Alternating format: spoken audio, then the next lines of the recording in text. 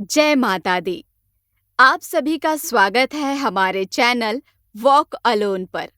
धर्म, संस्कृति और आस्था की पवित्र यात्रा पर आज की हमारी यह प्रस्तुति समर्पित है माँ वैष्णो देवी को, जिनकी महिमा करोड़ों भक्तों के हृदय में बसती है। पौराणिक कथाओं के अनुसार माँ वैष्णो देवी का प्राकट्य आदि शक्ति के त्रिगुण स्वरूप महाकाली, महासरस्वती और महालक्ष्मी से हुआ। यह प्राकट्य राक्षसों के अत्याचार को समाप्त करने और भक्तों की रक्षा के लिए हुआ था। माँ वैष्णो देवी ने अपनी साधना के लिए त्रिकुटा पर्वत को चुना। वैष्णो देवी यात्रा की शुरुआत बाणगंगा से होती है। कटरा में बाणगंगा एक ऐसी नदी है जहां माता वैष्णो देवी ने अपने धनुष से पानी निकाला था, इसलिए इसे बाणगंगा कहा जाता है। माता वैष्णो देवी के दर्शन से पहले यात्री यहाँ स्नान करते हैं। नदी का यह अनोखा नाम दो शब्दों से आया है, बाण यानी तीर और गंगा यानी गंगा। ऐसा माना जाता है कि पवित्र गुफा की ओर जाते समय माता वैष्णो देवी ने एक तीर धरती को छेद कर इस जल निकाय का निर्माण किया था। माता ने यहाँ अपने बाल धोए थे। माँ वैष्णो देवी का पवित्र धाम भारत के जम्मू और कश्मीर राज्य में कटरा नगर के पास त्रिकुटा पर्वत पर स्थित है।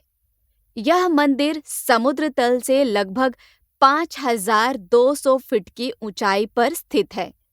माँ वैष्णो देवी के मंदिर तक पहुंचने के लिए भक्तगण 12 किलोमीटर की कठिन लेकिन अद्भुत पैदल यात्रा करते हैं।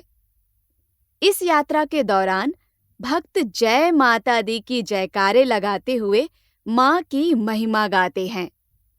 माँ वैष्णो देवी के दर्शन के लिए जम्मू तक रेलवे और हवाई मार्ग दोनों ही उपलब्ध हैं। जम्मू से कटरा तक सड़क मार्ग द्वारा आसानी से पहुंचा जा सकता है। कटरा से आगे यात्रा पैदल, घोड़े, पिट्ठू, पालकी और हेलीकॉप्टर सेवा के माध्यम से की जाती है। हेलीकॉप्टर सेवा सांझी छत तक पहुंचाती है, जहां से मंदिर की दूरी मात्र 2.5 किलोमीटर रह जाती है। वैसे अधिकतर भक्तगण श्रद्धानुसार पैदल यात्रा करते हैं। सीढ़ी द्वारा भी यात्रा हो सकती है, लेकिन बुजुर्गों और हृदय रोग के मरीजों को इससे बचने की सलाह दी जाती है। कटरा में ठहरने के लिए अनेक धर्मशालाएं, होटल और बोर्डिंग सुविधाएं उपलब्ध हैं। इसके अलावा श्री माता वैष्णो देवी श्राइन बोर्ड द्वारा संचालित धर्मशालाएं भी भक्तों को सस्ती और स्वच्छ सुविधाएं प्रदान करती हैं। माता वैष्णो देवी मंदिर की कहानी बहुत ही पुरानी है। पंडित श्रीधर नाम के एक भक्त को माता ने सपने में दर्शन दिए और भंडारे के आयोजन का आदेश दिया, जिसके बाद माता वैष्णो देवी ने खुद को वैष्णवी कन्या के रूप में प्रकट किया। पंडित श्रीधर नाम के एक भक्त को माता वैष्णो देवी ने सपने में दर्शन दिए और भंडारे का आयोजन का आदेश दिया। पंडित श्रीधर ने भंडारे का आयोजन किया, जिसमें माता वैष्णो देवी ने वैष्णवी कन्या के रूप में प्रकट होकर भंडारे में मदद की। भंडारे के बाद पंडित श्रीधर को माता ने सपने में त्रिकुटा पर्वत पर स्थित गुफा के बारे में बताया, जहां माता तपस्या करती थीं। पंडित श्रीधर ने गुफा में माता की पूजा अर्चना शुरू की और बाद में मंदिर का निर्माण करवाया। अर्धकुमारी मंदिर को गर्भजन गुफा के नाम से भी जाना जाता है।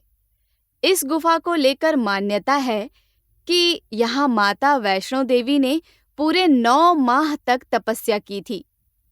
कहा जाता है कि जो भी भक्त इस गुफा के दर्शन करता है, उसे मृत्यु और जीवन के चक्र से मुक्ति मिल जाती है। माँ वैष्णो देवी की पूजा अर्चना में जय माता दी के जयकारे अत्यंत प्रभावी माने जाते हैं। इसके अलावा ओम ऐं ह्रीं क्लीं चामुंडाय विच्चे मंत्र का जाप माँ की कृपा पाने के लिए किया जाता है। माँ की भक्ति से ही सभी कष्ट और दुख दूर हो जाते हैं। सांझी छत वैष्णो देवी के मंदिर से 2.5 किलोमीटर दूर स्थित है। यह एक सुखद पड़ाव है और यहाँ से खूबसूरत दृश्य देखने को मिलते हैं। सांझी छत से श्रद्धालु आसानी से माता के भवन तक पहुँच सकते हैं। सांझी छत तक जाने के लिए हेलीकॉप्टर और रोपवे की भी सुविधा है। माँ वैष्णो देवी की गुफा में 3 पिंडियों के रूप में उनकी उपासना की जाती है, जो महाकाली, महालक्ष्मी और महासरस्वती का प्रतीक है।